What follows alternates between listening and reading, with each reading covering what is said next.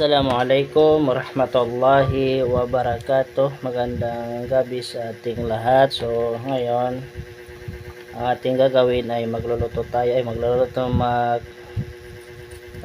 office tayo ng mangga. So yan, dahil gusto kumain ng mangga ni Mrs. So ito, binilihan ko ng mangga para makakain siya ng mangga. So yan, ano bang gagawin natin?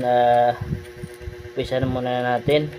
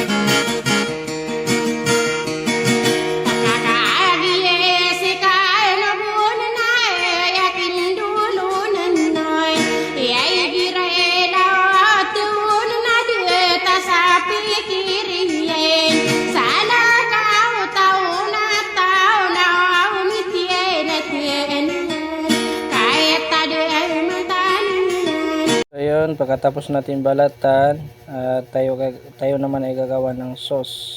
So yan, meron tayong toyo, soka, sili. Ayan, pag mix na natin, mikos natin sila. So yan, nilagay natin ng toyo saka yung sili. Tapos nalagyan din natin ng ito, suka. So imikos-mikos natin para lalo natin masarap, no? Saka asin pala. So nilagyan ko din ng asin yan. Kung gagawa kayo ng sauce, kailangan nyo lang toyo, suka, asin, saka sugar.